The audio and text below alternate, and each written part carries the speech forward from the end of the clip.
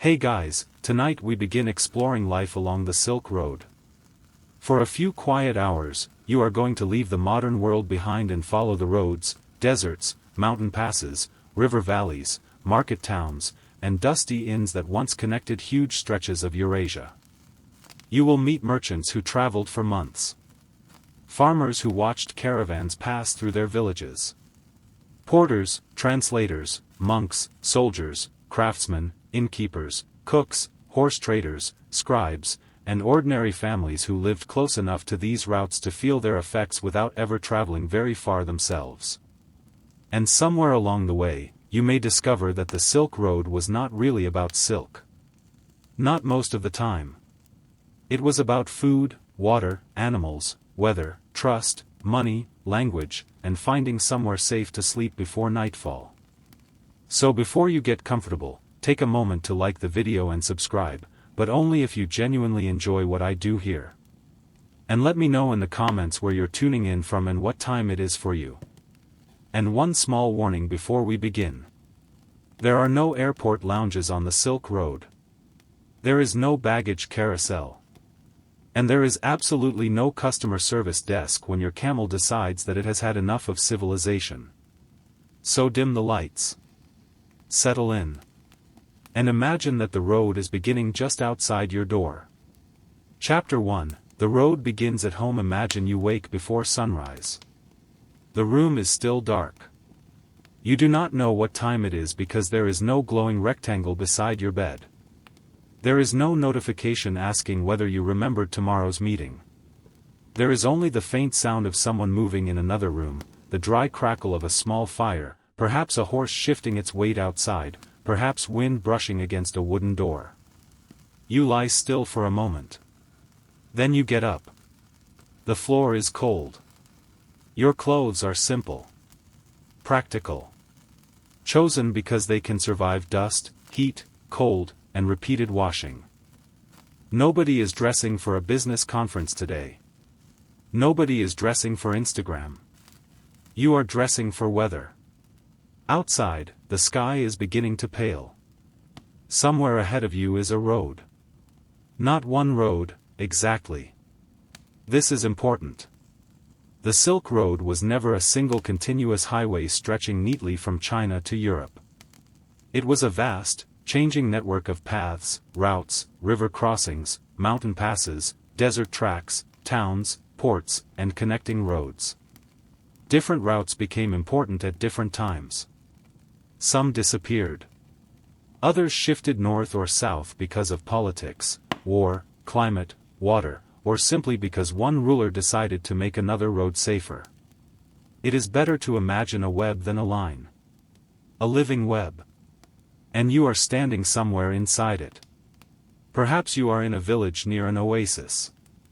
Perhaps you are outside a major city. Perhaps you live along the edge of a mountain valley where travelers must pass through because there are only two practical ways across the range. Your life may already depend on the road without you ever having traveled its full length. The road brings customers. The road brings strangers. The road brings news. The road brings new kinds of cloth, unfamiliar coins, unusual animals, foreign perfumes, new religious ideas, stories about distant rulers, and occasionally somebody who speaks a language nobody in your village has heard before. It also brings trouble. Bandits. Tax collectors. Armies. Disease. Hungry travelers. And merchants who confidently explain that the price of your grain is unreasonable while simultaneously insisting that their own silk is priceless. The first thing to understand about life along the Silk Road is that most people living near it were not grand explorers. They were ordinary people. Farmers. Craftspeople. Animal herders. Shopkeepers. Laborers. Families. Children. Elderly people. People who had chores. People who worried about harvests. People who needed water. People who wanted their children to survive. People who would have preferred a quiet evening to an exciting historical event. This sounds obvious, but it is easy to forget. When we look backward, history often becomes a procession of rulers and battles. The Silk Road can make that mistake especially tempting. We imagine famous cities glowing under the sun. We imagine caravans moving dramatically across deserts. We imagine exotic goods crossing continents.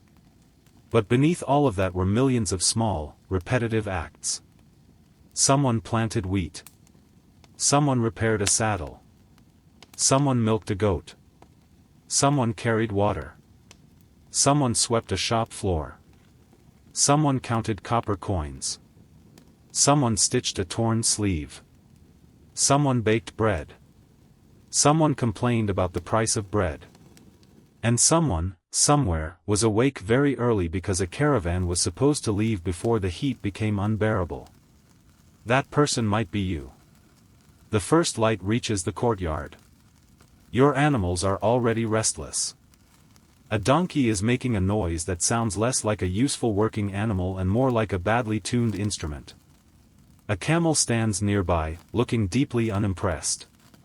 Camels were tremendously important to long-distance travel across dry regions, not because they were particularly glamorous, but because they were extremely practical.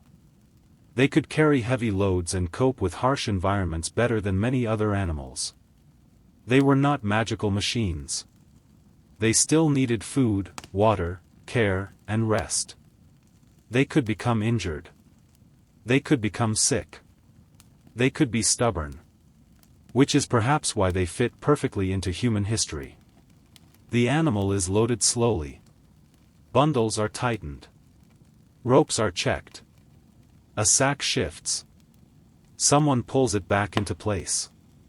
You check the same knot twice. Then once more. Because the road is not kind to loose knots. A broken strap at home is annoying. A broken strap in the middle of a desert can become a serious problem.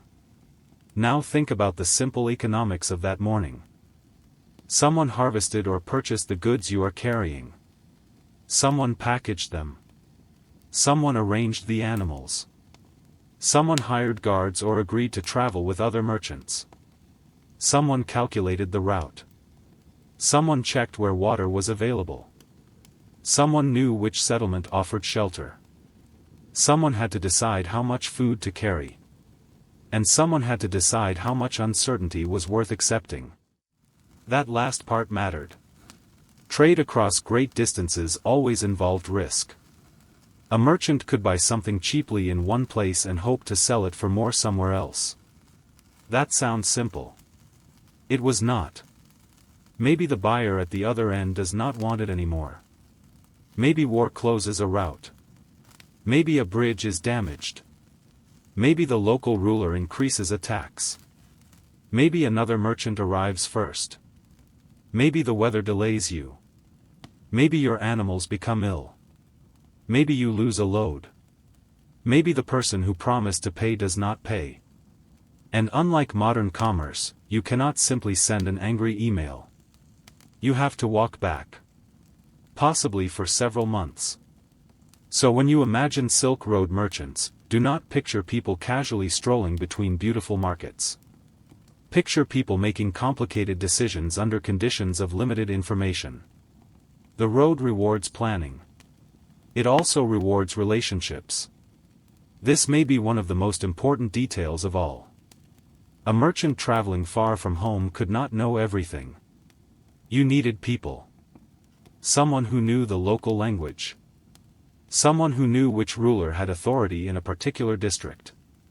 Someone who knew where water was available. Someone who knew which inn was respectable. Someone who knew which official would take a fee. Someone who knew which market was worth visiting. Someone who knew which mountain pass was open. The Silk Road functioned because human beings knew other human beings. Trust was a form of infrastructure. That is easy to miss.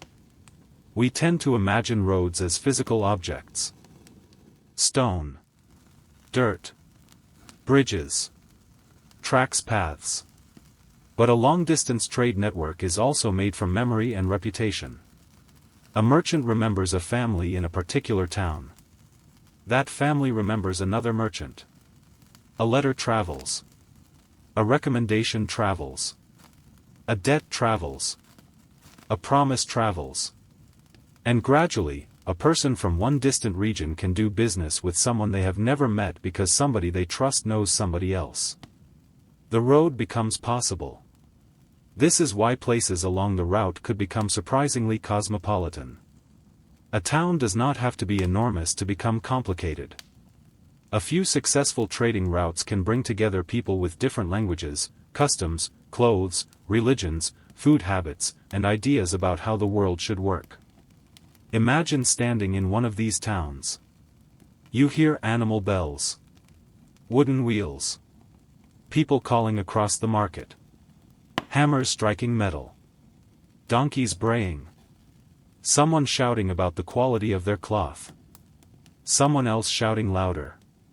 The smell is difficult to describe because it is everything at once.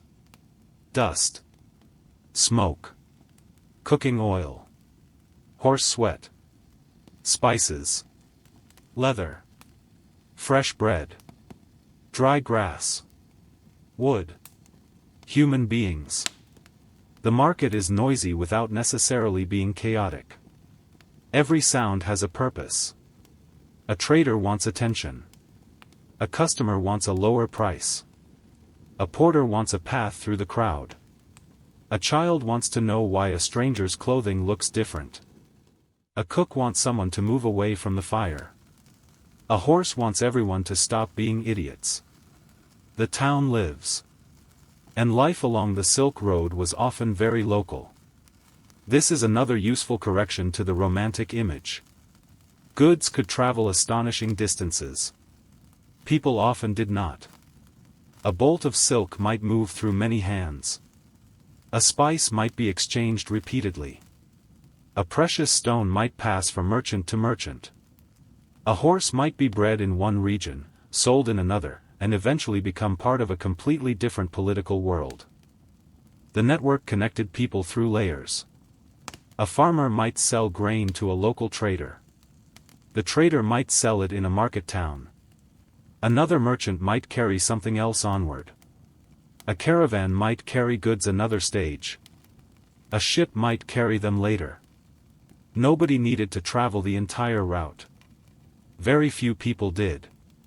This made the Silk Road less like one journey and more like a sequence of handoffs. A product moved. A story moved. A language moved. An idea moved. Sometimes the people moved too. And those movements could change history. But before history became grand, it was physical. You need breakfast. Perhaps bread. Maybe porridge. Maybe dairy products. Maybe dried fruit. Food varied enormously from region to region. One of the strengths of the Silk Road was precisely that it connected ecological zones that produced different things. Oases could produce fruit and grain. Pastoral regions could supply livestock, wool, meat, hides, and horses. Mountain areas had their own resources. Forest zones farther north supplied timber, furs, and other materials. Agricultural regions produced cereals, vegetables, fruits, oils, textiles, and many other goods. So trade was not simply about luxury. People also needed ordinary necessities. The glamorous objects get remembered because they are glamorous. Silk. Precious stones. Fine ceramics. Perfumes. Spices. But ordinary food could be equally important. A road survives when there is enough water and enough food to keep people moving. That means farms and irrigation systems matter as much as markets. A traveler sees a magnificent city. Underneath the city is a practical system of water. Canals. Wells. Reservoirs. Streams. Pumps. Storage jars. People who maintain them. Without water, the city becomes an expensive pile of architecture. And the caravan has nowhere to stop. So your journey begins with water. Before the mountains. Before the desert. Before the famous cities. Before the stories. Water. Someone has to bring it. Someone has to store it. Someone has to protect it. Someone has to decide who gets it. This is one reason settlements appear where they do. The map of human civilization is often a map of water. And the Silk Road is no exception. Imagine now that the sun has risen. The caravan begins moving. At first, your world is familiar. Fields. Walls. Trees. People working. Then gradually, the landscape changes. The road leaves the comfortable zone. You enter a place where shade becomes valuable. You notice how quickly the morning warmth becomes heat. The animals move steadily. No one is in a hurry. There is no benefit in exhausting yourself during the first few hours. Long-distance travel is about rhythm. Walk. Rest. Eat. Drink. Check the animals. Move again. The road continues. And after a while, you begin to notice something strange. The farther you travel, the less certain you become of what comes next. This is the deeper meaning of the Silk Road. Not silk. Distance. The ability to remain connected across distance. And that required an enormous amount of patience. Modern life makes distance feel almost weightless. A message can cross a continent in a second. A photograph can arrive instantly. A map can tell you exactly where you are. A navigation system can calmly announce that you have made a wrong turn, often with the confidence of a disappointed schoolteacher. But on the Silk Road, uncertainty was part of life. The road was a physical experience. You felt every kilometer. You knew when the sun was too hot. You knew when your water was getting low. You knew when the wind changed. You knew when a horse started limping. You knew when the road disappeared under sand. You knew when the nearest settlement was still a long way away. Distance entered the body. This is why travelers developed habits. They learned to leave at certain times. They learned to follow known routes. They learned landmarks. They remembered wells. They watched the weather. They traveled in groups. They relied on guides. They stopped at established settlements. The route was not controlled by one central organization. It was maintained by countless overlapping systems. States. Local rulers. Merchants. Religious institutions. Families. Communities. Caravan operators. Innkeepers. Farmers.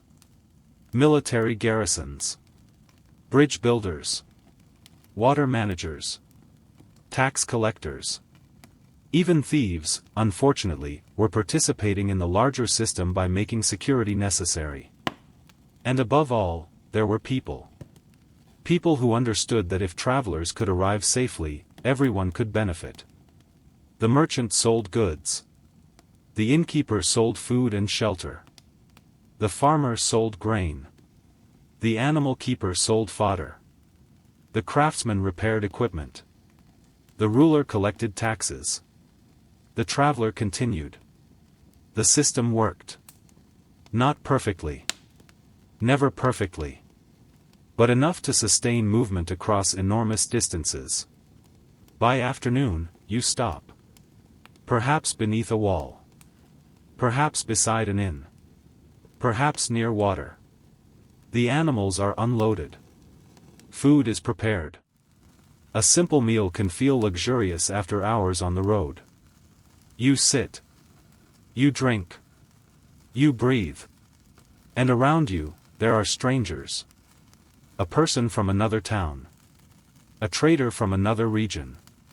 Someone who speaks differently. Someone whose clothing identifies them as foreign before they say a word. Someone who has been farther east than you have. Someone who has been farther west. Someone who has seen a city that you have never imagined.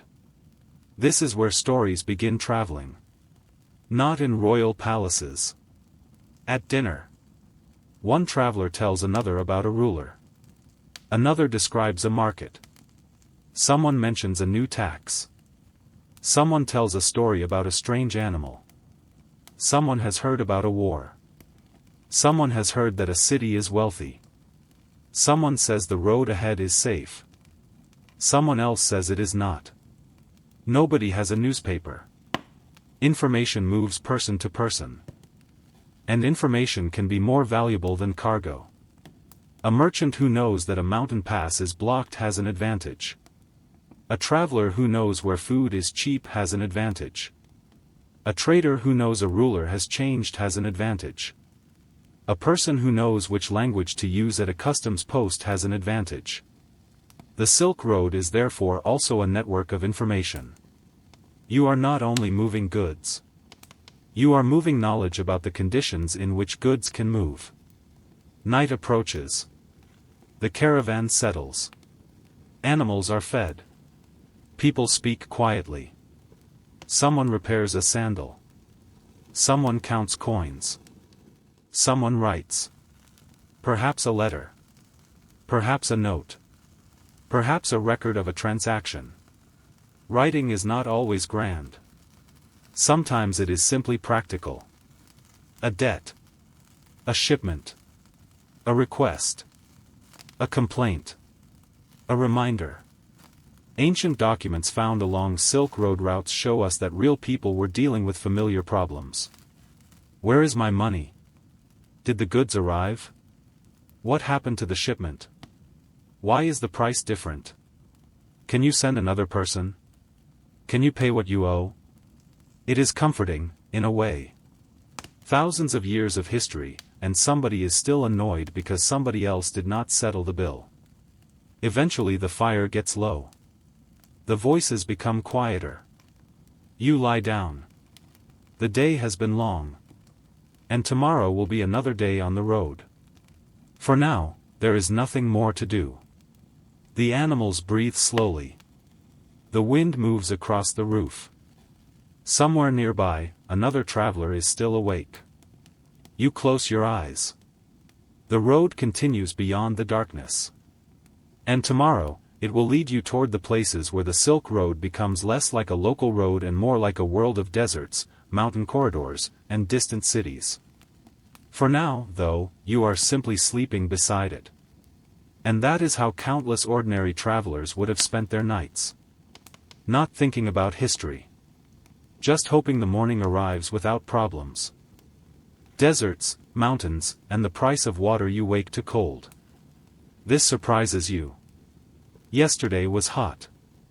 Today, before sunrise, the air has become sharp and dry. The desert has its own rhythm.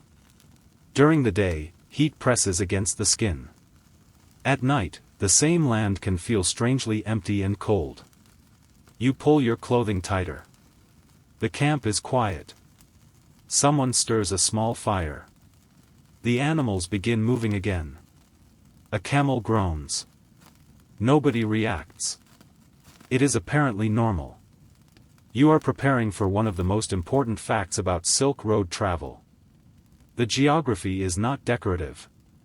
The geography is the reason the routes look the way they do. The deserts, mountains, rivers, grasslands, and oases force people into corridors. You do not simply draw a straight line from one wealthy city to another. You ask a much more practical question. Where can humans and animals survive? That determines the road. The great desert regions of Central Asia were not empty in the way a modern map can make them appear. They were difficult. But they were connected by oases. An oasis is a small miracle in dry country. You have been walking through dust. Your mouth is dry. Your animals are tiring. Then the landscape changes. A few trees appear. Then more. You see greenery. You see water. You see mud brick walls. You see people. Suddenly the desert feels alive. An oasis could support farms, gardens, workshops, houses, and trade. It could become a village. Then a town. Then a major settlement. And because travelers needed it, the settlement could become wealthy. Water gives power. Water gives bargaining power. Water gives survival. That makes an oasis a natural meeting point. Imagine arriving after a difficult stretch of road. The animals are tired. You can almost taste the water before drinking it. Someone brings a bucket. You lift it. You drink slowly. Not because somebody has told you to hydrate properly, but because your body knows exactly what matters. You wash your face. You let the water run across your hands. It feels extraordinary. Then you look around. The place is crowded. Other caravans have arrived. People are unloading. Animals are feeding. Merchants are talking. Children are running between buildings. The oasis is busy because everybody needs the same thing. This is one reason cities such as those along the routes of the Darime Basin and Central Asia could become important. They were not simply points on a map. They were survival stations. A merchant could not cross a desert by optimism alone. You need water. You need food. You need animals. You need repairs. You need information. You need somewhere to sleep. And sometimes you need permission. Political authority matters too. Routes pass through territory controlled by rulers. That means a caravan may encounter gates, taxes, customs officials, military checkpoints, local authorities, and changing political conditions. Imagine approaching a city wall. The road is suddenly crowded. The city ahead is one of the places where goods change hands. You can smell cooking from inside. You can hear animals. You can see merchants waiting near the gate. But you cannot simply walk in with a valuable caravan and pretend you are invisible. There may be fees. Records may be kept. Cargo may be examined. Officials may ask where you came from. Who owns the goods? What are you carrying? Where are you going? And how much tax should be paid? The exact systems varied enormously by period and region. But the principle is simple. Long-distance commerce attracts governments. Trade produces wealth. Wealth produces taxes. Taxes produce officials. Officials produce paperwork. And paperwork, somehow, has survived for thousands of years. You approach the checkpoint. Your interpreter speaks. You wait. The official listens. There is a moment of negotiation. Perhaps the fee is reasonable. Perhaps it is not. Your companion quietly suggests that the official seems open to a gift.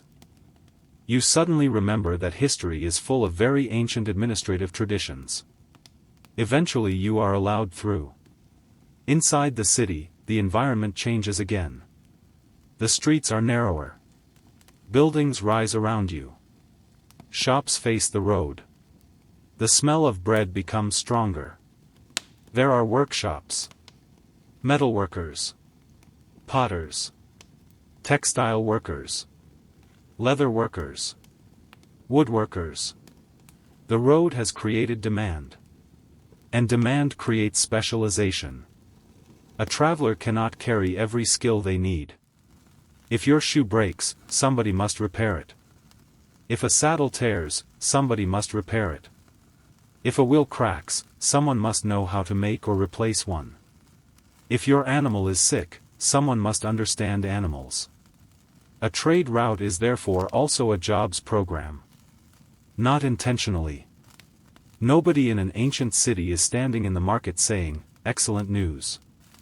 International commerce has created 17 new occupational categories." But that is what happens. Movement creates needs. Needs create work. Work creates communities. Communities create markets. Markets attract more movement. And the system grows. Now imagine that you leave the oasis and continue westward. The landscape becomes harsher. You are approaching mountains. The road rises. The air changes. You begin to climb. Mountain travel introduces another set of problems. The path becomes narrow. The animals move more carefully. Pack loads shift. A fall becomes dangerous. Weather can change rapidly. Snow may block a pass. A valley may be closed for part of the year. Some passes become valuable precisely because there are few alternatives. This gives geography political importance. A ruler who controls a major mountain corridor can influence trade. A fortress placed in the right position can matter more than a larger city placed somewhere inconvenient. A road may follow a river. It may cross a saddle between mountains. It may curve around a desert. It may descend toward a fertile valley. The path is written by geography. You are not commanding the landscape. You are negotiating with it. And this is why travel was slow. Very slow. A modern traveler sometimes gets annoyed when a trip takes 3 hours instead of 2. Now imagine measuring progress by how many stages your animals can handle. Your calendar is not your phone calendar. It is the road. You know how many days remain to the next settlement. You know where the next water source should be. You know where the terrain becomes difficult. You know when to rest. This rhythm becomes a kind of timekeeping. The route has its own clock. Morning. Travel. Rest. Travel. Water. Arrival. Night. Repeat. The desert also creates psychological changes. At first, you notice the emptiness. Then you stop noticing. The horizon remains. The sky becomes enormous. Sound behaves differently. You hear animals. Footsteps. Harnesses. Wind. Perhaps voices carried farther than expected. Your mind becomes occupied with small things. Is the water container secure? Is that strap loosening? How much food remains? How far until the next stop? This kind of life leaves little room for unnecessary complexity. Your physical needs become obvious. Water. Food. Shelter. Warmth. Safety. Companionship. These are not sophisticated needs. They are human needs. And they have remained human. A person living beside the Silk Road might not have had the same vocabulary for anxiety that you have. But they knew worry. They knew uncertainty. They knew relief. A safe arrival could feel like a victory. A full water jar could feel luxurious. A warm meal could matter more than a beautiful palace. Now imagine the road again. A caravan approaches. You hear bells. The first animals appear. Then people. Then more animals. The caravan seems larger than you expected. Camels carry loads. Horses move alongside. People walk. Some ride. A group of travelers stays together because there is safety in numbers. The caravan is a social world. You have leaders. Guides. Animal handlers. Merchants. Guards. Assistants. Interpreters. Perhaps religious travelers. Perhaps craftsmen. Perhaps people simply going from one settlement to another. The caravan does not consist only of wealthy merchants. Travel is expensive. But there are many reasons for moving. Trade is one. Pilgrimage is another. Migration. Diplomatic missions. Military movement. Personal travel. Religious journeys. Searching for opportunity. Searching for safety. Trying to join relatives. Trying to escape danger. The road carries all of them. It is therefore misleading to think only in terms of merchants. The Silk Road is a corridor of human mobility. And as people move, cultures meet. Not always peacefully. Sometimes violently. Sometimes awkwardly. Sometimes through marriage. Sometimes through language. Sometimes through food. Sometimes through curiosity. You might hear a word in another language and begin using it. A cook might learn a foreign recipe. A merchant might adopt a foreign accounting method. A religious teacher might find new followers. A craftsman might copy a design seen in another city. A ruler might import an artistic style. These exchanges rarely happen in a single dramatic moment. They happen by repetition. One person sees something. Then another. Then a workshop produces its own version. A local style changes. Nobody announces that civilization has just been transformed. The change simply becomes ordinary. This is how cultural exchange often works. Slowly. Quietly. Through imitation. The road carries objects. But objects teach people how other people live. A bowl can reveal a style. A textile can reveal a technique. A coin can reveal a ruler. A religious image can reveal a belief. A written letter can reveal a language. The archaeological record along the Silk Road is filled with these small clues. One of the most fascinating examples comes from written documents. Paper became increasingly important across parts of Eurasia. Letters survived in dry environments because deserts can be surprisingly kind to fragile materials. And some ancient letters reveal a world that feels remarkably familiar. People discussing trade. People worrying about family. People asking for goods. People dealing with money. People communicating across long distances. The handwriting may be unfamiliar. The language may be ancient. The concerns are not. A person far from home may ask about relatives. Did they receive my message? Are the children well? How is business? What happened to my property? These questions do not belong to one civilization.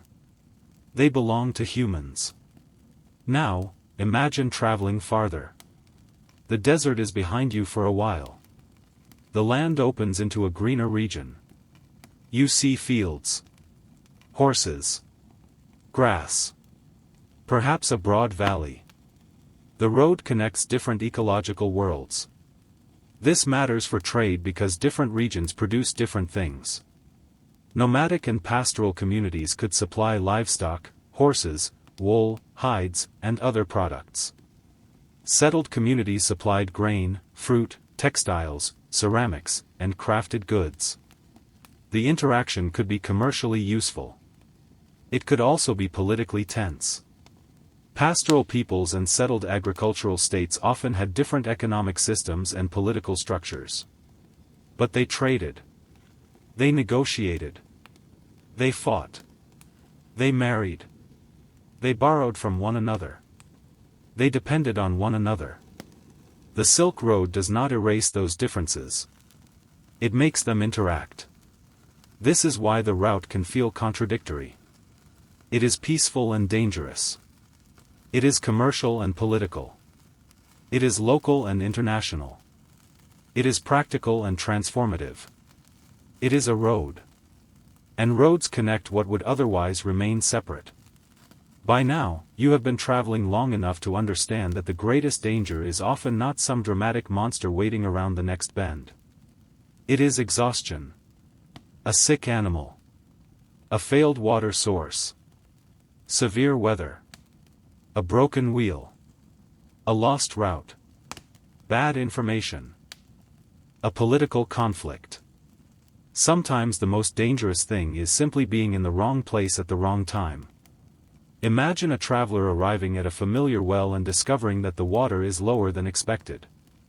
Suddenly everyone becomes quiet. This is not a glamorous adventure. This is arithmetic. How much water remains? How many animals? How far to the next source? Can we continue? Should we wait? The decision has consequences. This is why experienced guides mattered. Knowledge of the terrain was valuable. A person who knew where water could be found had a skill worth money. A person who knew seasonal routes had influence. A person who could interpret between languages had economic value. The Silk Road produced professions that are difficult to see in a romantic picture of caravans. Porters. Guides. Translators. Accountants. Animal specialists. Repairers. Innkeepers. Water sellers. Cooks. Security providers. Local brokers. The famous merchant at the center of the story depended on all of them. And perhaps this is where the road begins to feel less distant. Because modern life works the same way. You rarely see the whole system supporting your ordinary day. You tap a screen.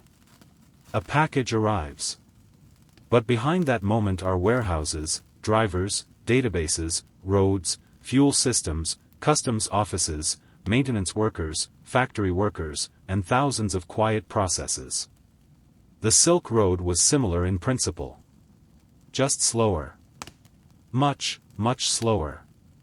By evening, you reach shelter. Perhaps a walled compound. Perhaps a caravanserai.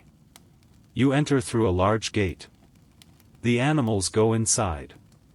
Goods are protected. People find places to sleep. A fire is lit.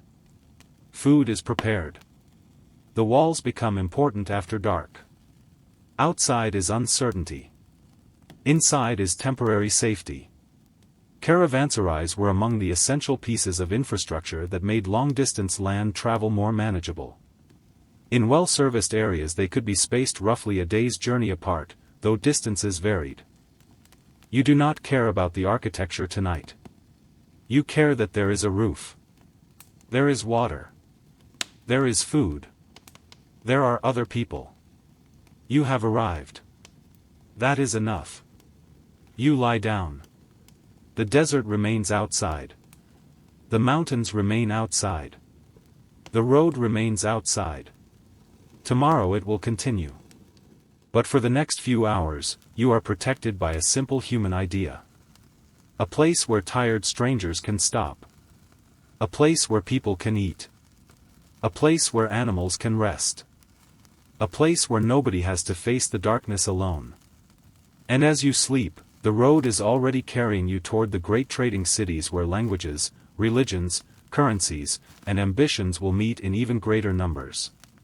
Chapter 3, Cities of Dust, Silk, and Many Languages. Morning comes gently. The walls of the caravanserai are pale in the early light. The courtyard smells of animals, ashes, and yesterday's food. A worker sweeps part of the floor. The dust rises. Then settles again. You are beginning to learn that dust is one of the most consistent companions of Silk Road travel. It gets into clothing. It gets into food. It gets onto your face. It settles on merchandise. It covers the road. It becomes part of the environment. But beyond the gate lies something different. A city. The great Silk Road cities were not all alike. Some were oasis settlements. Some were imperial capitals. Some were regional markets. Some became important because they controlled crossroads. Others grew rich because they sat beside rivers or fertile valleys. But successful cities shared one essential feature. They could support movement. People needed places to buy and sell. They needed storage. They needed food. They needed accommodation. They needed workshops. They needed authorities. They needed religious institutions. They needed water. They needed walls or other forms of protection. And they needed a steady flow of people. You enter the city. It is early, but the market is already active. There is no central announcement that business hours have begun. The market simply wakes. A door opens. A stall appears. A baker lights a fire. A trader unfolds cloth. An animal handler leads a horse through the street. A child carries something from one shop to another. A donkey blocks the road. Everyone waits. This was normal. Traffic existed long before traffic lights. You move deeper into the city. The variety of people becomes more obvious. Some wear clothing that looks familiar. Others do not. Their hairstyles differ. Their accents differ. Their gestures differ. You begin hearing fragments of speech. A familiar word. An unfamiliar phrase. A language you cannot identify. Another language being used for trade. This is one of the distinctive features of Silk Road cities. They could become places of multilingual interaction. Some communities spoke their own local languages at home and used another language in commerce. This was practical. A merchant cannot insist that the entire continent learn his mother tongue before doing business. Instead, people adapt. They learn useful phrases. They hire interpreters. They use established commercial languages. They develop habits of negotiation. They create written records. They learn how to count in ways that people in other regions understand. Language itself becomes a trade tool. And some languages travel because traders travel. The Sogdians are an especially important example. From roughly the 5th to 8th centuries, Sogdian merchants became major participants in long-distance Central Asian commerce. Their language spread widely enough to function as a lingua franca in parts of the trading world. Imagine what that means. You walk into a market far from your birthplace. You hear a language associated with merchants. People from different places can use it to communicate. Not because an empire has forced everyone to speak it. Because commerce has made it useful. This is one of history's quieter forces. Spices came from plants cultivated far away. Glass required specialized knowledge. Every object is a compressed history of labor. A beautiful object may represent years of accumulated skill. And when such an object moves across the Silk Road, its maker may never know where it ends. You purchase something. Carry it away. Sell it. Somebody else carries it. A distant person owns it. The object has traveled farther than its maker ever will. This happens constantly. Trade spreads styles. A craftsman sees a foreign design. He experiments. A local workshop adapts it. The pattern changes. Another artisan copies that version. After several generations, nobody remembers the original source. Culture becomes mixed. This is why Silk Road art can be so visually rich. Motifs move. Techniques move. Materials move. Artists travel. Patrons change. Ideas blend. One tradition encounters another and produces something neither could have created in isolation. The process is not always peaceful. Sometimes cultures are imposed through conquest. Sometimes rulers use architecture to display power. Sometimes religious images are destroyed. Sometimes old traditions survive. Sometimes they disappear. The Silk Road is not a story of effortless harmony. It is a story of contact. Contact can produce curiosity. It can produce cooperation. It can produce conflict. Sometimes all three happen in the same city. Imagine a city neighborhood at sunset. One family prepares one kind of meal. Another family prepares something different. A religious building stands nearby. People arrive from outside. Merchants speak several languages. A traveler asks for directions. Children observe strangers. The city is changing simply because people are present. This is one reason the Silk Road mattered far beyond economics.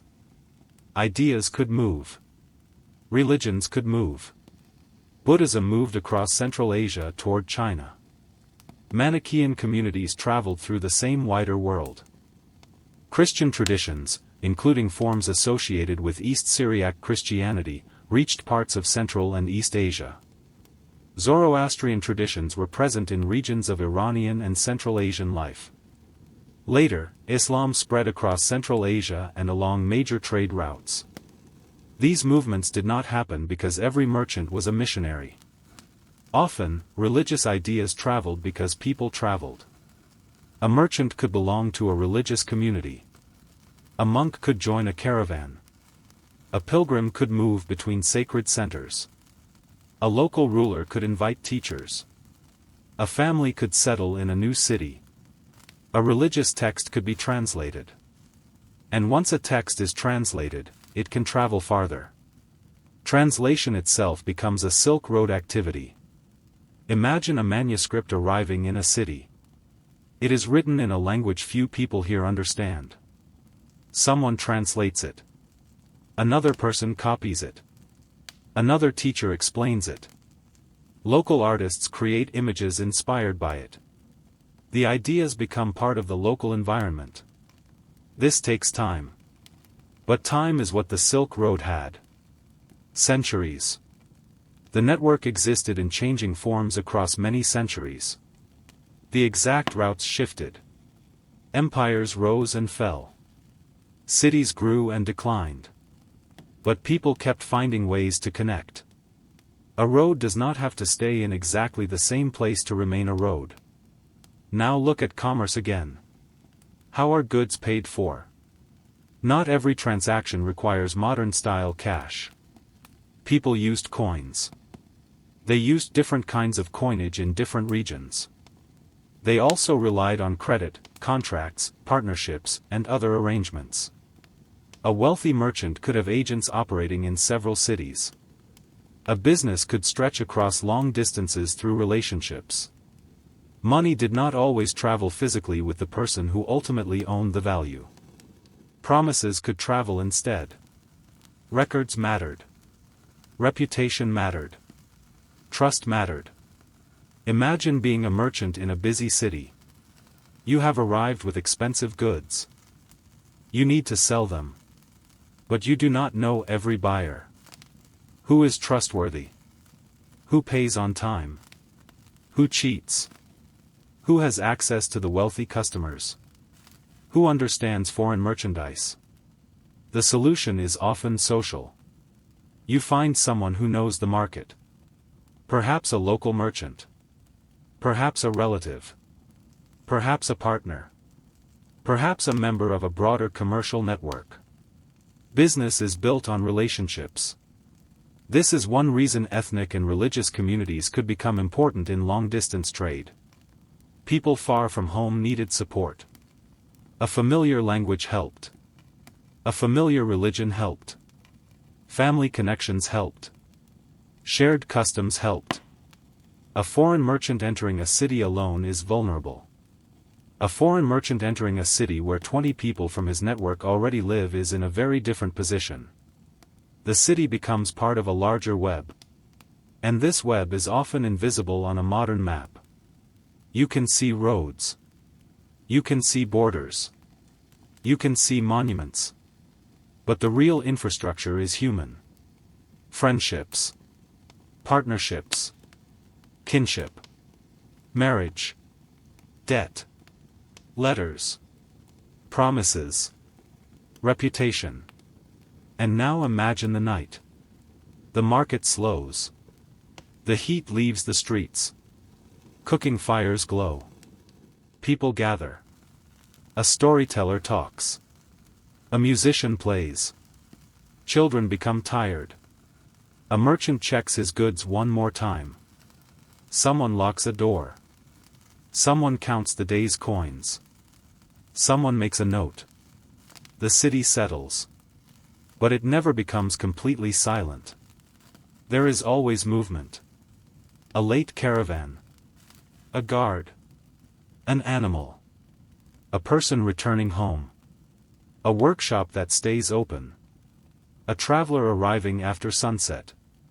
The Silk Road City is a place where the world keeps passing through. And for someone born there, this may simply be normal. That is another important point.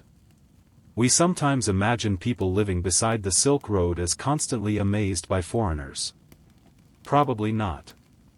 If you were born in a busy trading city, unusual clothing and different accents would become ordinary. You might barely notice them. Children adapt quickly. A child may grow up hearing several languages. She may see merchants from distant places every week. She may think this is simply how cities work. To the child, the world is not exotic. It is home. This changes how we understand cultural exchange. People do not experience globalization as an abstract concept. They experience a neighbor who speaks differently. A customer with a strange accent. A new food. A new style of clothing. A different song. A different prayer. A new coin. A new ruler. The huge historical transformation arrives in small pieces. Perhaps the city is Samarkand. Perhaps another Central Asian center. Perhaps Kashgar. Perhaps an oasis city farther east. Each place has its own history. Each has its own rhythm. But the pattern repeats. Trade creates movement. Movement creates contact. Contact changes cities. And cities make movement easier. A traveler arriving in a well-established center can find food, accommodation, markets, information, repair services, language assistance. A route becomes stronger where infrastructure already exists. This creates a feedback loop. More travelers. More commerce. More wealth. More facilities. More travelers. Of course, cities can also become targets. Wealth attracts armies. Trade routes have always been political assets. A city controlling a crossroads can become powerful. A ruler who controls a major commercial corridor can collect taxes and project influence. That means merchants pay attention to politics. News from one border can change prices in another city. A war far away can suddenly make one route dangerous. A new alliance can open another. A ruler can issue a guarantee. Another can demand an additional tax. The commercial world watches politics because politics changes geography. And geography changes commerce. This is why the Silk Road has no single story. It has thousands. A merchant in one century experiences a different network than a merchant centuries later. A route that is safe under one empire may become dangerous under another. A city can flourish for generations, then decline. A river can change course. An oasis can dry. A political center can move. A new maritime route can reduce the importance of a land route. History is always rearranging the road. And yet, the human experience remains strangely familiar. You arrive somewhere tired. You want food. You want shelter. You want to know who is trustworthy. You want to understand the local rules. You want to sell what you have. You want to avoid being cheated. You want to sleep somewhere safe. And perhaps you want to send a message home. At this point, if you're still with me, drop a comment with your favorite detail so far. It helps me know what to explore more in future episodes. For now, though, let the city become quiet again. The lamps are dimming. The market is closing. The roads outside are dark. And beyond the city walls, another route is waiting. Tomorrow you will follow the people who made these connections possible. The merchants. The guides. The translators. The pilgrims. The workers. The families. The people whose names history often forgot. But whose footsteps kept the road alive. Chapter 4, Merchants, Monks, Families, and the Human Cargo of the Road. There is a temptation when imagining the Silk Road to picture only the merchant. A confident man standing beside a stack of silk. Perhaps holding the reins of a camel. Perhaps looking toward the horizon with an expression that suggests he knows exactly what he is doing. This is mostly because paintings enjoy confidence. Real trade was messier. A merchant had to depend on other people. Many other people. The Silk Road moved through human networks. And tonight, you are going to stay with those people for a while. Imagine waking in a city far from where you were born. You are a merchant. Or perhaps you work for a merchant. Your first task is not to admire the sunrise. Your first task is to check your goods. You inspect the bundles. Are they dry? Are they intact? Has anything been damaged? Is anything missing? You inspect your animals. Water. Feed. Harness. Hooves. Then you inspect yourself. Food. Clothing. Money. Documents. Letters. Everything you own is a logistics problem. Long-distance travel is logistics. And logistics is mostly the art of thinking about boring things before they become emergencies. The silk must remain dry. The spices must remain protected. The animals must remain healthy. The caravan must know where it is going. People must know who is responsible for what. That sounds dull. It is also what made the Silk Road possible. Now imagine that your caravan is ready. You leave the city. There is a guide. Perhaps local.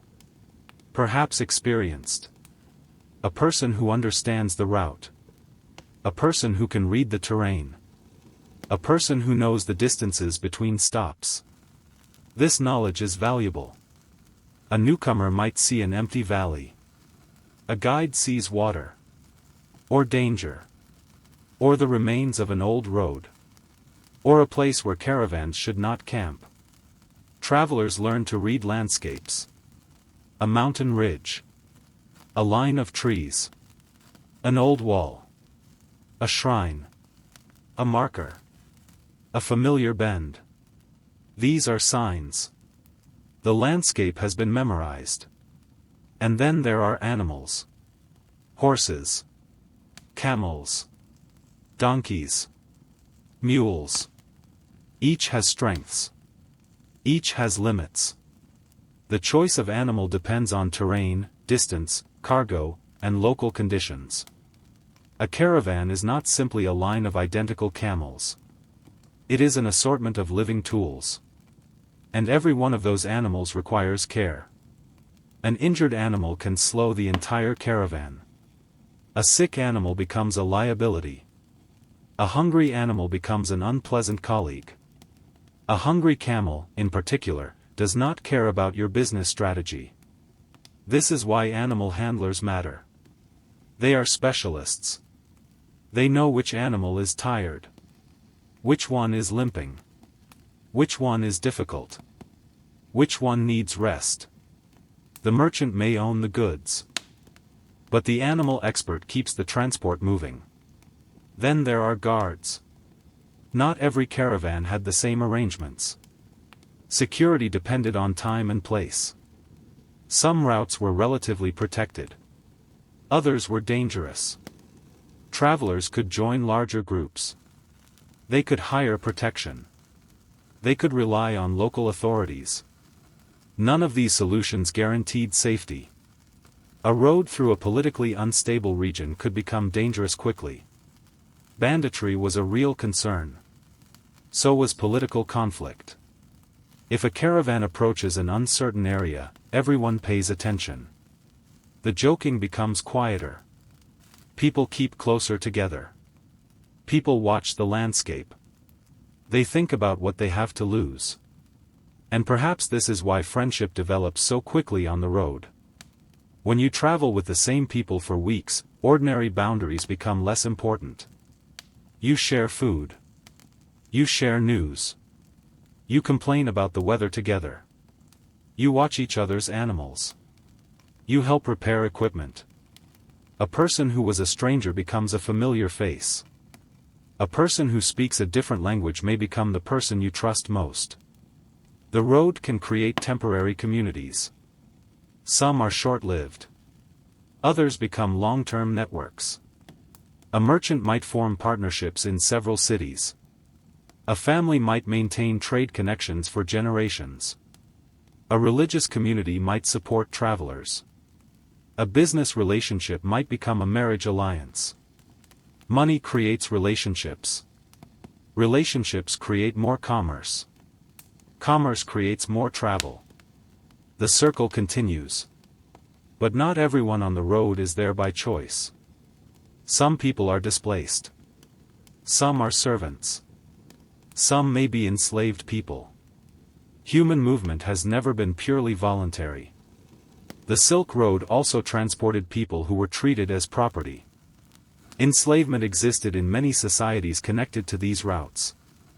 That is an uncomfortable part of the history. But it matters. A network of trade does not automatically produce freedom. The same roads that carried fine textiles and books could also carry human beings under coercion. Trade networks reflect the values and inequalities of the societies using them. This is another reason the Silk Road should not be romanticized. It was an enormous human system. Human systems contain kindness, ambition, curiosity, greed, generosity, cruelty, fear, hope. All of it travels.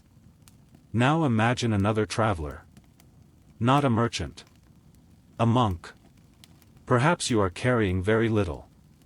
A few possessions. Clothing. Food. A manuscript. Perhaps religious objects. Your goal is not to sell goods. Your goal is to reach another community. You walk through the same landscapes. You depend on the same water. You sleep in some of the same buildings. You meet the same traders. You hear the same languages. You may rely on merchants for transportation. You may travel alongside them. And when you arrive in another city, you bring ideas with you. This is one of the ways religions traveled. Buddhist communities had networks of monasteries and pilgrimage. Monks traveled between centers of learning. Texts moved. Art moved. Teachers moved. Translation moved. A sacred story could be translated from one language to another. A local artist could reinterpret it. A monastery could adopt architectural forms seen elsewhere. Then another traveler carries those ideas farther. Religious exchange is therefore inseparable from ordinary travel. But monks were not the only religious travelers. Merchants carried beliefs. Families moved with traditions. Missionaries traveled. Pilgrims traveled. Officials traveled. Teachers traveled. And religious buildings themselves could become parts of the route. You may enter a place of worship after a long day. The language is unfamiliar. The symbols are different. But the practical scene feels familiar. People are gathered. Someone prepares food. Someone cleans. Someone provides shelter. Someone explains customs to travelers. Religion is not always an abstract doctrine. It is food, architecture, ritual, community, calendars, clothing, stories, burial practices, music. And the road carries these things. Now think about families. This is often the missing part of Silk Road history. Merchants are memorable. Cities are memorable. Empires are memorable. Families are quieter. But families live in every market town. A child grows up near a caravanserai. She hears different accents before she can understand them. She sees camels carrying unusual goods. She learns that a certain street becomes crowded every few weeks. She knows that travelers arrive before her parents do. She might eventually marry someone whose family also works in trade. Her children grow up in the same commercial world. The road becomes part of family life. Maybe her mother cooks for travelers. Maybe her father repairs saddles. Maybe an uncle handles horses. Maybe a brother learns a foreign language. The family participates in the network without ever becoming famous. This is how trade becomes rooted in local societies. It is not simply merchants passing through. It becomes an occupation. Then a neighborhood. Then a tradition. Then a way of life. A city can become known for one craft. Another for horses. Another for textiles. Another for ceramics. Another for scholarship. Another for metalwork. Specialization creates identity. And identity can travel. A trader tells someone in another city where to find the best product. The reputation spreads. More customers arrive. The industry grows. The city becomes famous. Fame brings more travelers. More travelers create more demand. Again, the road grows. Now imagine the life of a translator. Perhaps you speak 2 or 3 languages. Maybe more. This skill is extraordinarily useful. The translator stands between people. A merchant wants to sell. The buyer asks a question. The translator answers.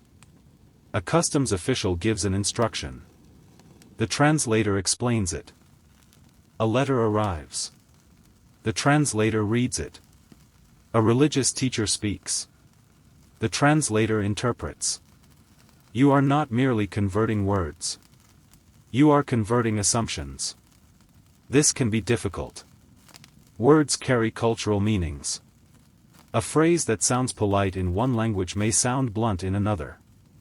A joke may not survive translation. A price may need explanation. A legal concept may not have an exact equivalent.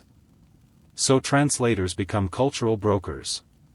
The Silk Road depends on them. And perhaps somewhere along the road, you begin to notice how much human contact is mediated by these quiet professionals. They make misunderstandings less dangerous. They make business possible. They reduce uncertainty. That is valuable. Now think about letters.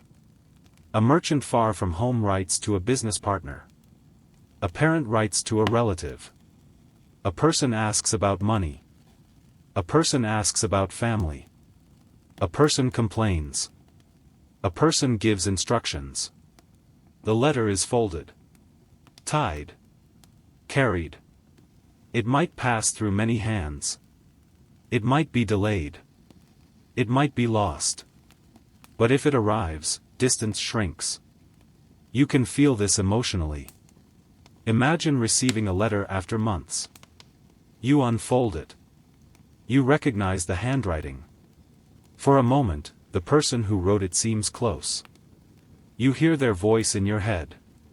This is not very different from reading a message from someone you love today. The technology is different. The feeling is the same. And sometimes the surviving letters are astonishingly ordinary. That is what makes them precious. History usually preserves monuments. But ordinary letters preserve people. A family member asking for news.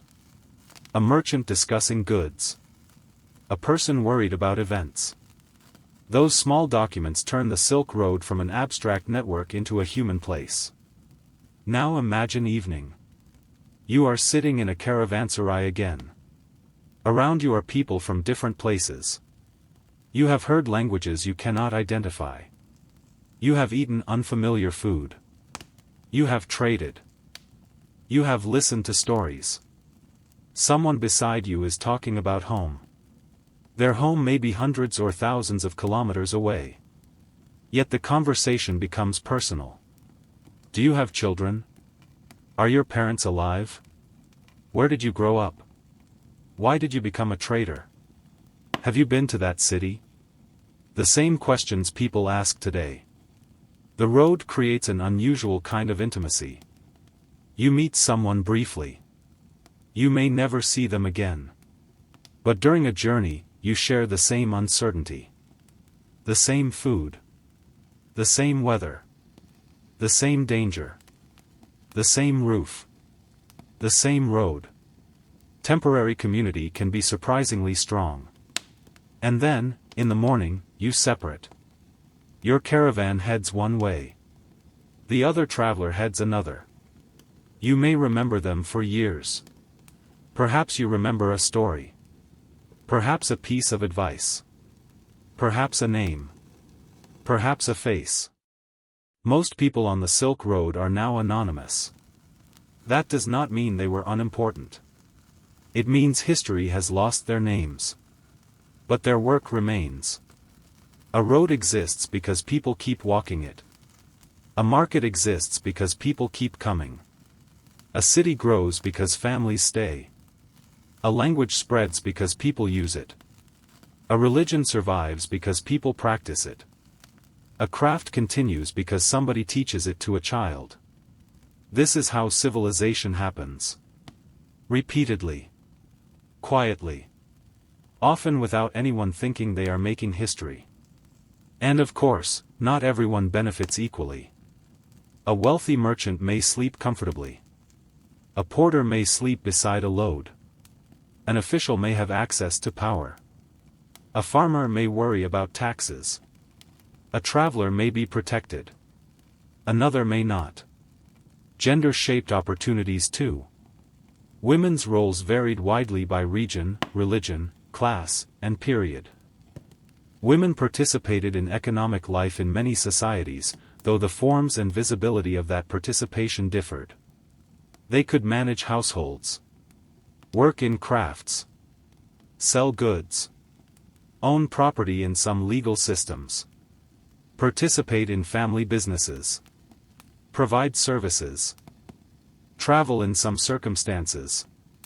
The historical record is uneven. That is important. We should not imagine one universal Silk Road experience. There were many. A wealthy city resident lived differently from a rural farmer. A nomadic herder lived differently from an urban artisan. A monk lived differently from a soldier. A court official lived differently from a porter. A child lived differently from an elderly person. The Silk Road connected them. It did not make them identical. Perhaps this is the most useful way to think about the entire network. Connection without sameness. People remained different. But they interacted. And over generations, those interactions changed them. A new word. A new recipe. A new artistic technique. A new religious practice. A new style of building. A new crop. A new animal. A new way of writing. A new idea about the world.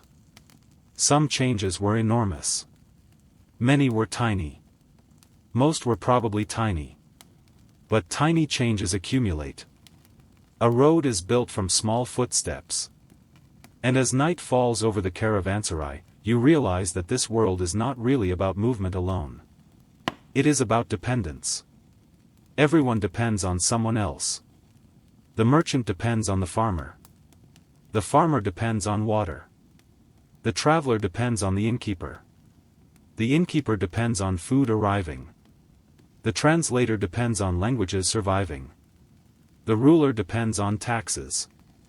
The city depends on trade. The caravan depends on animals. The animals depend on people. Nobody is completely independent. Perhaps that was obvious to them. Modern life can sometimes hide this. But on the Silk Road, dependence was visible. You needed the person holding the rope. You needed the person cooking the food. You needed the person who knew the way. You needed the person who could speak to the official. You needed the person who repaired the wheel. The road reminded people of something we often forget. Human beings survive together. And so you sleep again. Another day has passed. The city is quiet.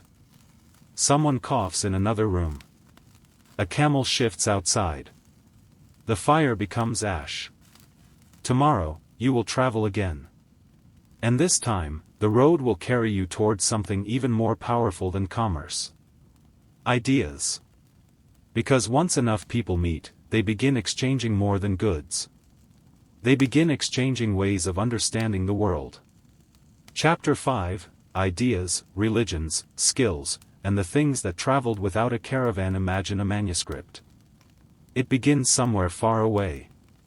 Perhaps it is copied by a careful hand in a monastery. Perhaps it contains a religious story. Perhaps it is a medical work. Perhaps mathematics. Perhaps poetry. Perhaps a practical instruction. The manuscript is wrapped, placed among other possessions. And then it travels. Not because someone has labeled it important history. Because somebody needs it. That is how ideas often move. They move with people. The Silk Road was a network of trade routes. But trade routes do not only carry physical objects. They carry habits, languages, knowledge, stories, beliefs, technology, and ways of solving ordinary problems. Imagine you are walking into a workshop. You hear a hammer. Metal is being worked. The craftsman is using tools that may have a long history behind them. A technique may have traveled. Not always through a famous inventor. Perhaps someone watched another craftsperson. Perhaps a migrant worker brought the knowledge. Perhaps the idea came through a traveling artisan. Perhaps a product arrived and inspired imitation. Knowledge rarely needs a passport. It can cross a border in someone's memory. This is why historians sometimes describe the Silk Road as a corridor of cultural exchange. That phrase can sound academic. In reality, it is very simple. One person learns something from another person. Then teaches someone else. That is exchange. It can happen slowly. It can happen accidentally. And sometimes it happens without either person realizing its eventual importance. Take writing. The Silk Road carried many writing systems. A traveler might encounter scripts that look completely unfamiliar. Scribes copied texts. Governments produced records. Merchants wrote letters. Religious communities produced manuscripts. Different languages sometimes used related scripts. Others used different systems. Writing made long-distance administration easier. It also created memory. A spoken promise disappears. A written agreement can remain. A letter can travel. A contract can be read later. A religious text can be copied.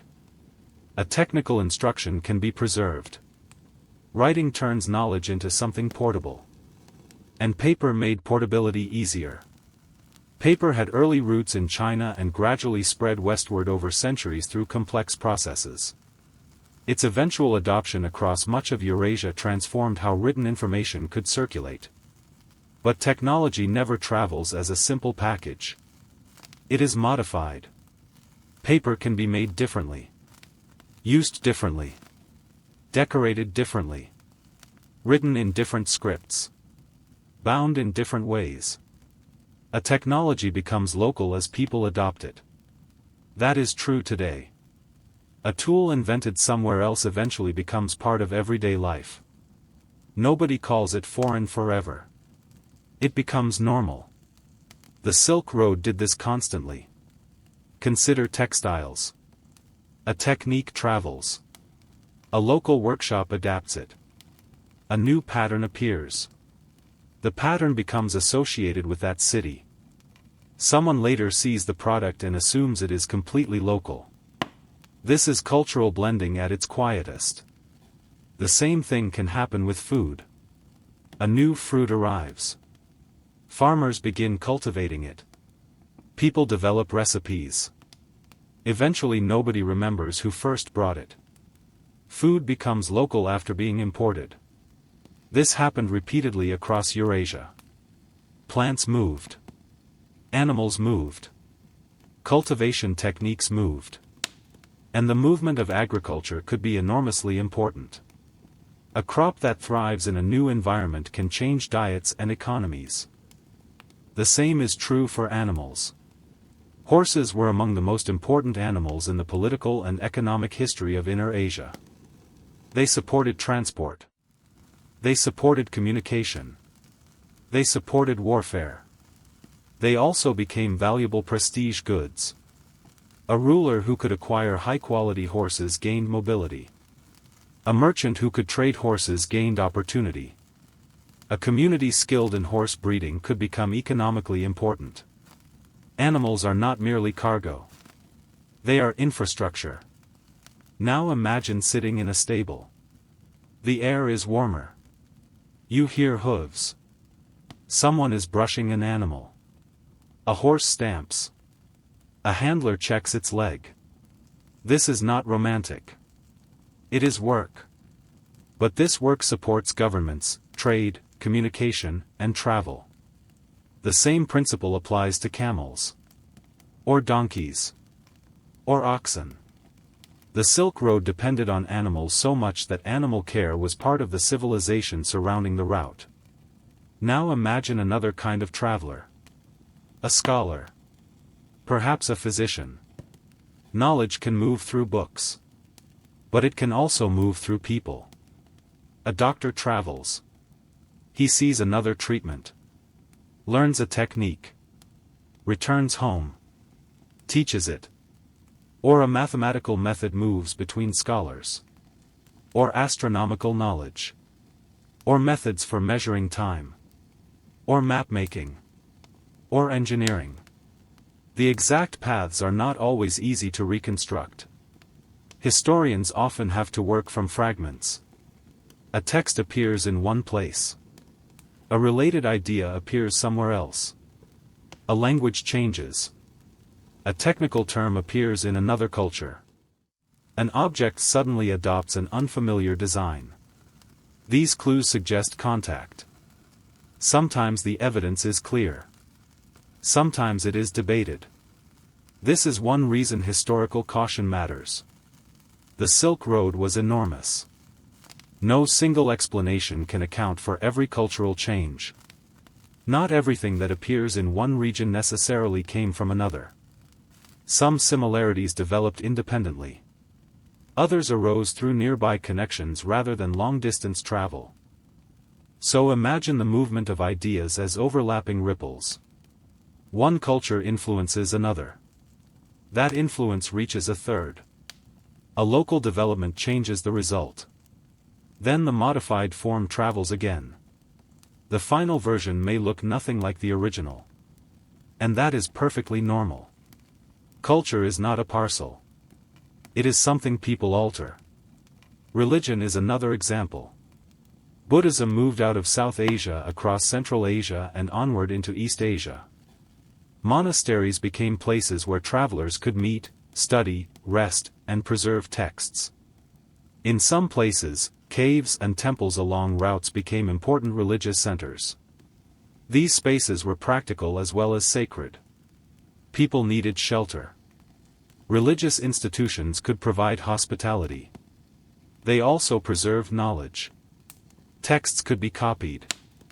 Languages could be translated. Art could be produced. Teachers could train students. A remote monastery could become connected to a much larger intellectual world. Imagine entering a cave temple. The outside is dry, bright, harsh. Inside is cooler. The walls are covered with imagery. You light a small lamp. Colors appear. Figures. Patterns. Stories. You may not understand everything you see. But the room is telling you that other people have stood here and believed something deeply enough to decorate stone with it. Art has crossed the desert. And you are now part of its audience.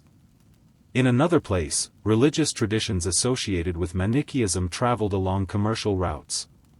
Christian communities connected with the wider Syriac Christian world reached parts of Central Asia and East Asia.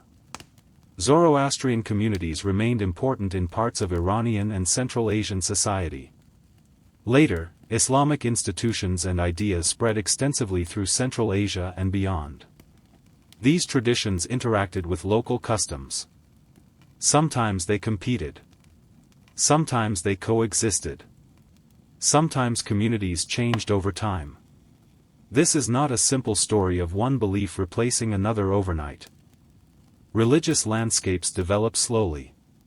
For long periods, multiple traditions may exist in the same broad region. That means a Silk Road traveler could encounter a remarkable diversity of beliefs. A merchant could visit a Buddhist shrine, then negotiate with a Zoroastrian, then stay in a Christian-associated community, then pass through an area where Islamic institutions were flourishing. The traveler does not need to agree with every belief. They simply need to know where they are. This is the practical side of religious pluralism. Customs become part of navigation. You learn which foods are acceptable, which days are important, which buildings you should respect, which phrases are polite, which rituals are private. Living alongside strangers teaches restraint. Sometimes. Not always. Human beings remain human. But repeated contact can produce habits of coexistence. Now imagine a market where books are being sold. Books are expensive compared with ordinary goods because producing them requires materials and skilled labor. A manuscript must be written. Pages must be prepared. Ink must be made. The text must be copied. Perhaps illustrations are added. The finished work may become valuable. But books can also be copied.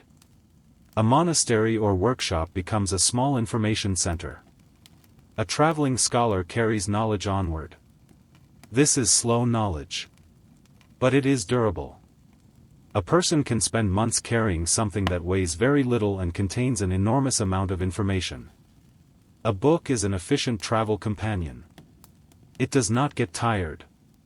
It does not complain about the road. It simply needs someone to protect it from water. Now think about mathematics. People engaged in trade need to count. They need to weigh. They need to calculate. They need to convert units. They need to track debt. They need to measure distance.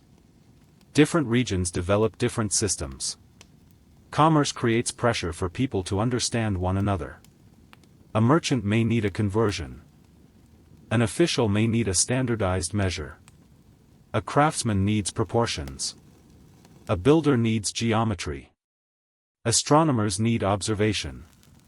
The road becomes a space where practical knowledge matters.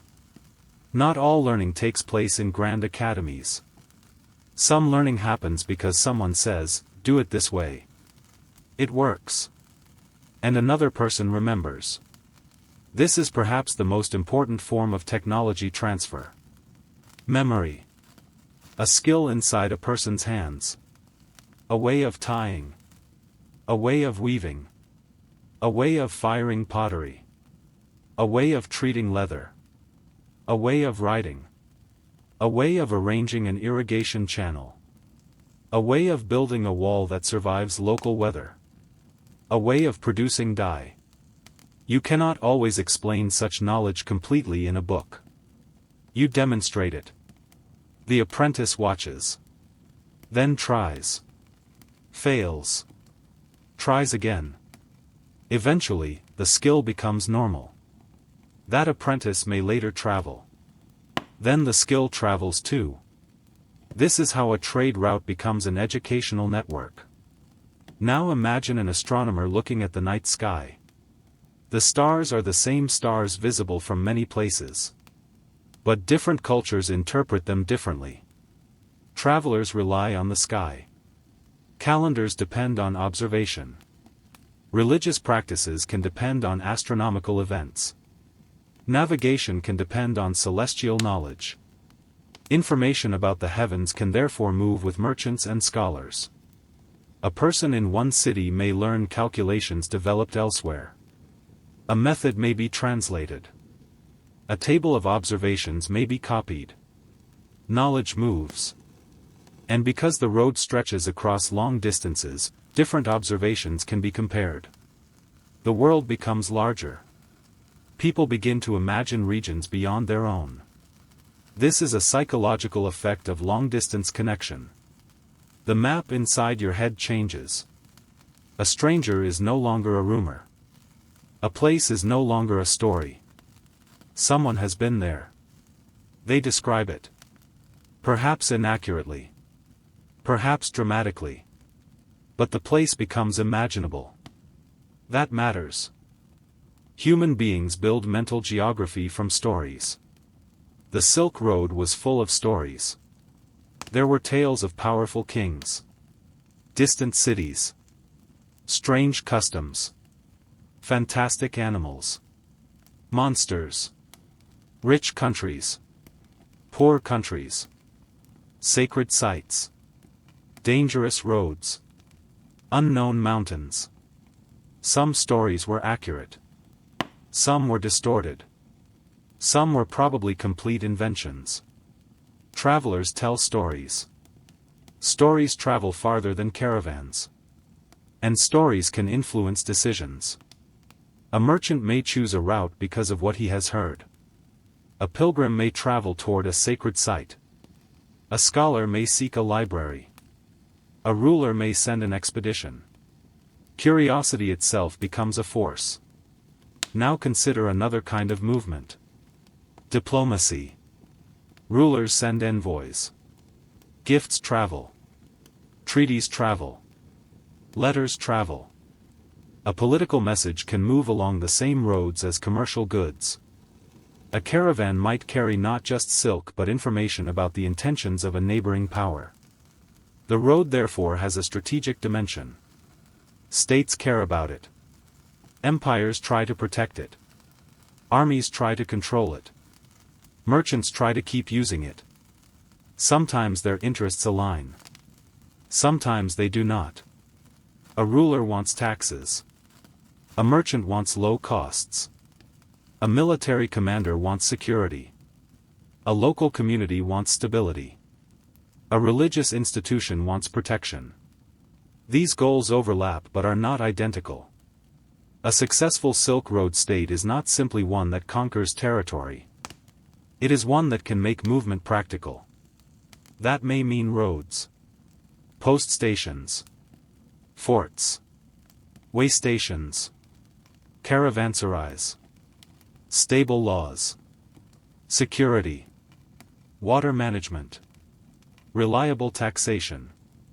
When these systems work, trade can flourish. When they collapse, routes shift. This is why the Silk Road changes over time. The road follows stability. Or avoids instability. Now the evening arrives. You are back in a caravanserai. But tonight, the people around you are talking about more than prices. Someone has brought news. A ruler has changed. A distant city is prosperous. A new religious community has appeared. Another route is unsafe. A new style of fabric is fashionable. A crop has become popular. A technique is being used in another city. The information is incomplete. But it spreads. This is the Silk Road as a nervous system. News enters. News travels. People react. Prices change. Routes change. Families move. Merchants adjust. The world responds. And perhaps the most remarkable thing is that all of this happens without modern telecommunications. No satellites. No internet. No radio. No telephones. Only people. People walking. People riding. People sailing. People writing. People talking. People remembering. The speed is slow. The scale is enormous. And the result is civilization becoming more interconnected. But connection has a darker side. When people move, illnesses can move too. And so tomorrow's journey will bring you into one of the less comfortable realities of interconnected history. The road that carries silk and stories can also carry microbes. And sometimes the world changes because something much smaller than an army crosses the distance. For tonight, though, the fire is warm. The people around you are safe. The manuscripts are dry. The animals are resting. And the ideas are waiting patiently for morning. Chapter 6, The Long Road Home. Imagine waking before dawn again. You have been traveling for a long time. Perhaps weeks. Perhaps months. The journey has begun to feel less like a trip and more like a way of life. The road is familiar now. You know how your feet feel after a long day. You know which foods travel well. You know the sound of an animal that is unhappy. You know how long it takes to pack. You know which part of your clothing should be kept dry. You know where to sit in the caravanserai. You know how to fall asleep even when someone nearby is snoring. This is adaptation. Humans are very good at adapting. And this is one of the deepest truths of life along the Silk Road. People did not wake every morning thinking, I am living through one of the world's greatest commercial networks. They woke thinking, I need to get through today. That changes everything. History is made by people who are usually busy living. A merchant thinks about his cargo. A farmer thinks about rain. A mother thinks about her children. A craftsman thinks about a broken tool. A traveler thinks about the road. A ruler thinks about taxes. A soldier thinks about orders. A monk thinks about his journey. A child thinks about when dinner will be ready. Only later do historians connect the pieces. Now imagine that your route has carried you across another political boundary. The people look different. The architecture changes. The language changes. The food changes. But the road still feels strangely familiar. A market. Water. Shelter. Animals. People. Trade. You have learned how to adjust. This may be one of the greatest benefits of travel. The unfamiliar becomes manageable. At first, a foreign city is overwhelming. Then you learn where the market is. Then you learn where the water is. Then you learn the local greeting. Then you learn which foods you like. Then you realize you have become comfortable. A place that once felt distant now feels almost ordinary. This is how human geography becomes personal. The world expands through experience. But connection also carries danger. Disease can travel along routes. The historical relationship between long-distance movement and disease is complex, and historians are careful about assigning particular epidemics to particular pathways when evidence is incomplete. Still, the principle is straightforward. People and animals move. Goods move. Fleas, rodents, parasites, and pathogens can move with them under the right conditions. Crowded settlements create opportunities for disease. Ports do too. Caravanserais do too. Cities do too. The road is not responsible for every epidemic. But interconnectedness can increase the speed and reach of some outbreaks. This is a difficult part of human history because the same systems that connect people can also connect their vulnerabilities. A merchant may carry spices. A traveler may carry a letter. An animal may carry something invisible. Nobody sees it. Nobody knows. And life continues. This is one reason the history of trade is never purely a story of prosperity. Networks create opportunity. Networks create risk. The same is true today. Our world is deeply connected.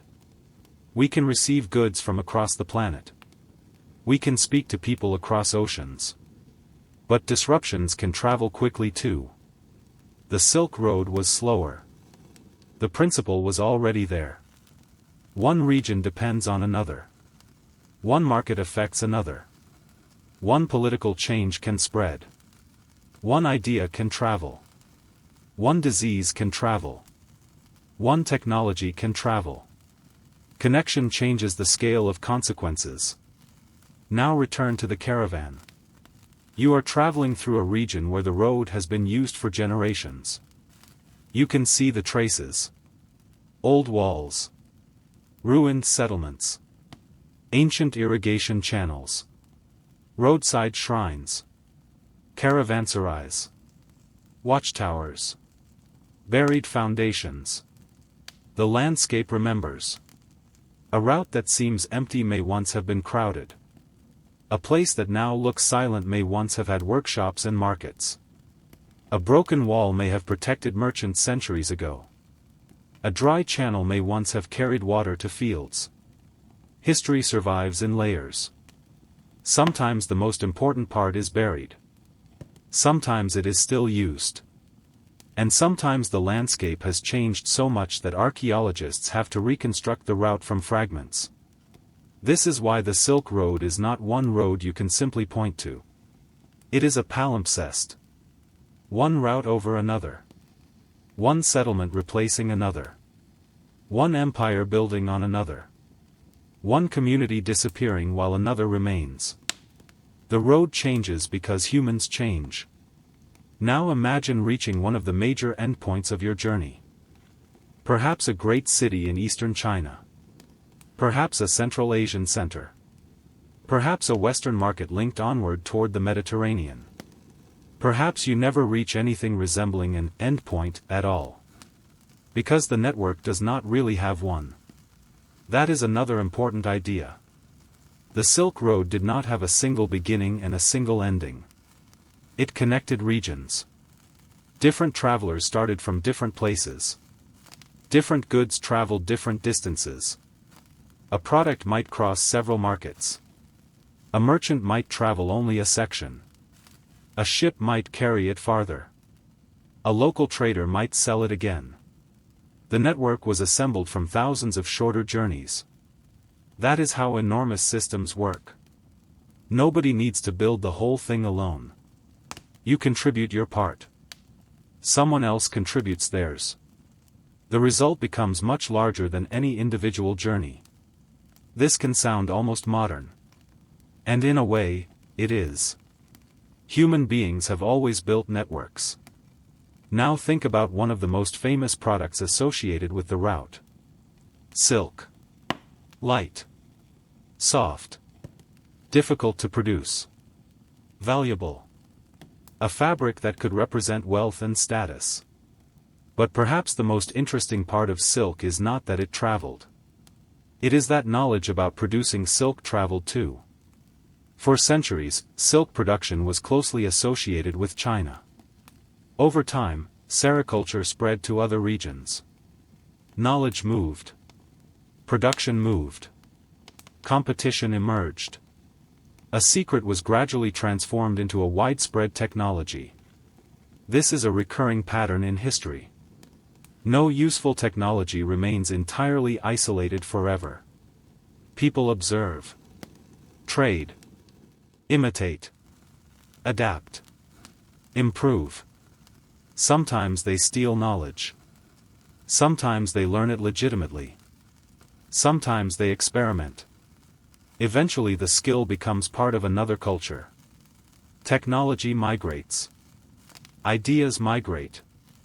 The world becomes more similar in some ways. And more diverse in others. Now imagine walking through a market decades after your first journey. The fashions have changed. The political situation has changed. The city has changed. Perhaps the dominant language is different. Perhaps the religion has changed in influence. Perhaps the ruler's name is different. But the market is still there. People are still buying. Still bargaining. Still carrying things. Still complaining about prices. This may be the most durable feature of trade. People need things. People want things. People have things others lack. Exchange follows. No empire can stop trade forever unless it removes the conditions that make exchange possible. And sometimes even then, people find alternatives. Routes shift. Smaller roads appear. New intermediaries emerge. The network adapts. The Silk Road was resilient because it was decentralized. There was no single switch to turn it off. A route could decline while another grew. A city could lose importance while another became wealthy.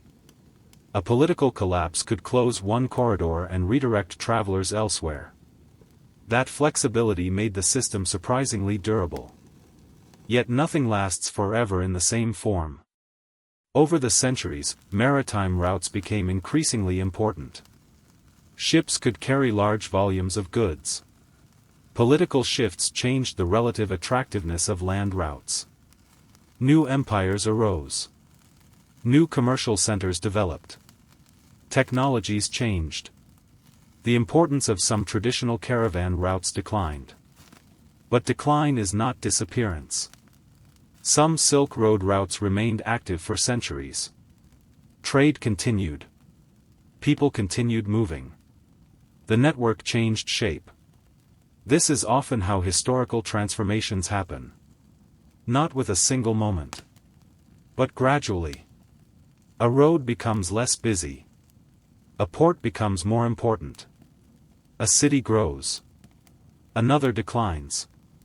A new political center attracts merchants. Old paths become secondary. The map changes almost without anyone noticing. Now return to the human scale again. Imagine someone saying goodbye. A merchant is leaving home. The family knows the journey may be long. There is no instant communication. A letter may take a long time. There may be no message at all. The person leaves. The family waits. This waiting is one of the hidden emotional experiences of long-distance trade. Someone has gone. Nobody knows exactly when they will return. Perhaps they return in months. Perhaps much later. Perhaps they do not return. The road is not only a route for goods. It is a source of absence. And families learn to live with uncertainty. This is a universal human experience. Distance hurts. The Silk Road simply made distance more physical. You could measure it in walking days. In mountains crossed. In wells reached. In nights spent away from home. A person could feel the size of the continent. Today we sometimes forget how large the world is. A map can fit inside a screen.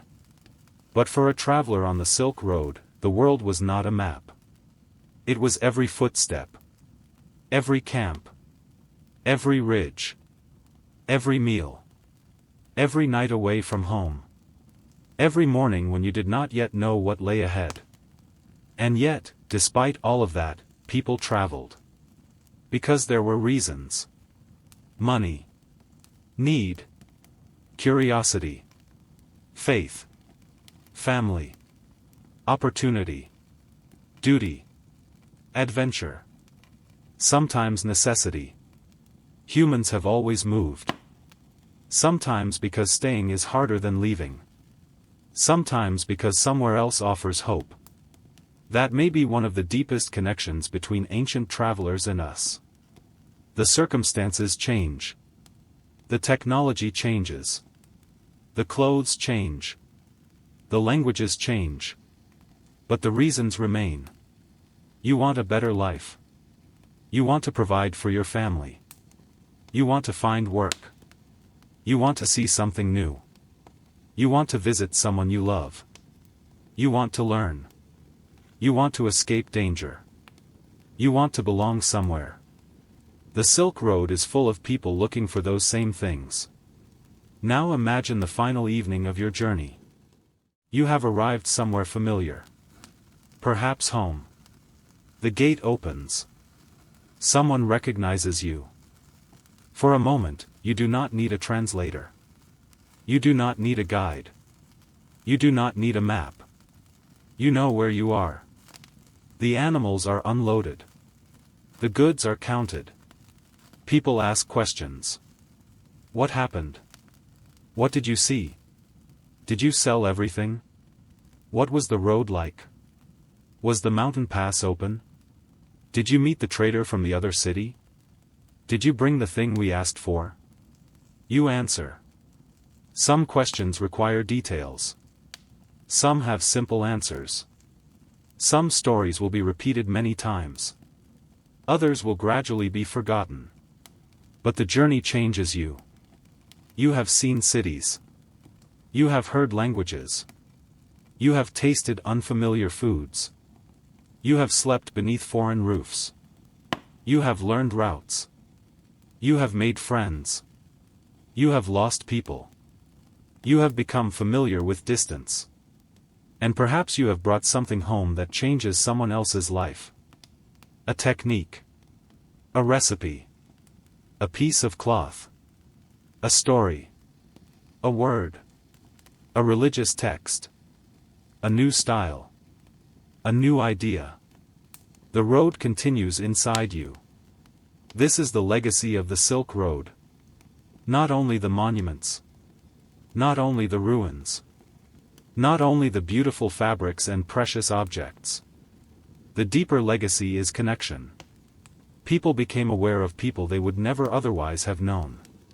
Cultures encountered cultures. Languages borrowed from languages. Religions crossed borders. Technologies changed hands. Foods moved. Animals moved. Art evolved. Cities transformed. And ordinary people adapted. The Silk Road was never perfectly peaceful. It was never universally prosperous. It never connected everyone equally. There was exploitation. Violence. Taxation. War. Disease. Slavery. Displacement. Fear. But there was also cooperation. Curiosity. Hospitality. Friendship. Ingenuity. Trade. Learning. The ability of strangers to find a way to do business. That ability should not be underestimated. It is one of the foundations of civilization. Because every trade begins with a question. Will you give me what I need if I give you something in return? And every long-distance network begins with another question. Can we trust one another enough to keep the road open? For centuries, the answer was sometimes yes. That was enough. Enough for people to walk. Enough for caravans to move. Enough for cities to grow. Enough for stories to travel. Enough for a child born in one corner of Eurasia to grow up knowing that there were other worlds beyond the horizon. Now the night has become quiet. Imagine standing beside an old road. The caravan is gone. The market is closed. The animals have settled. The fires are becoming embers. The sky is clear. You look up. The same stars that ancient travelers saw are above you. Perhaps you imagine a merchant lying beside his camel 2,000 years ago. He is tired. His feet hurt. He is worried about money. He misses home. Tomorrow he has another long day. He does not know that people thousands of years later will study his world. He does not know that his route will become famous. He does not know that scholars will find fragments of letters written by people like him. He is simply tired. He wants to sleep. And perhaps that is the most appropriate place to leave him. Not as an icon. Not as a symbol. As a person. A person who worked.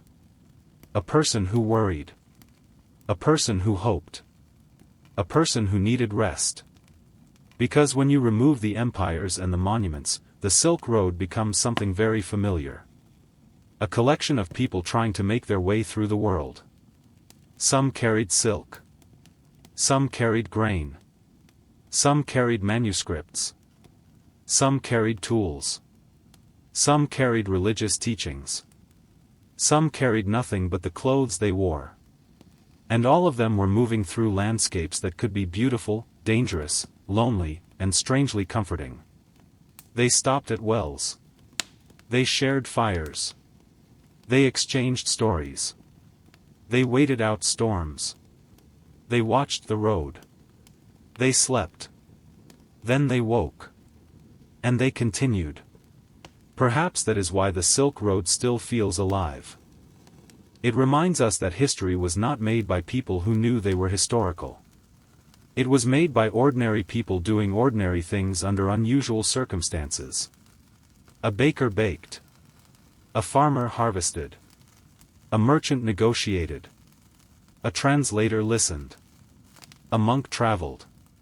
A child grew up. A mother waited. A craftsman taught an apprentice. An innkeeper opened a gate. Someone repaired a saddle. Someone filled a water jar.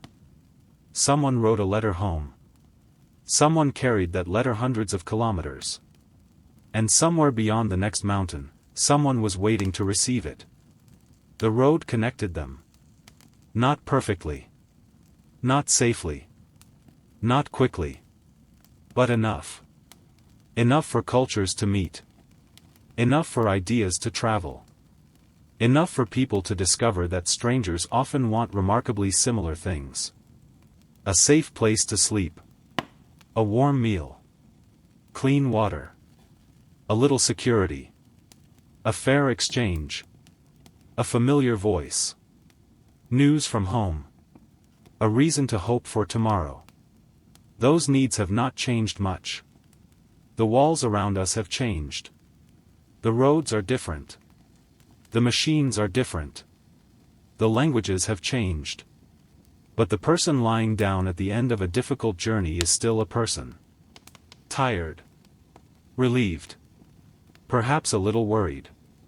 Perhaps grateful. And ready for sleep. So let the road fade now. Let the market become distant. Let the footsteps disappear into the night. The camels have stopped moving. The fires are low. The city gates are closed. The mountain passes are dark. Across the deserts and valleys, people are resting. The road can wait until morning. For tonight, there is nothing left to carry. Nothing left to bargain over.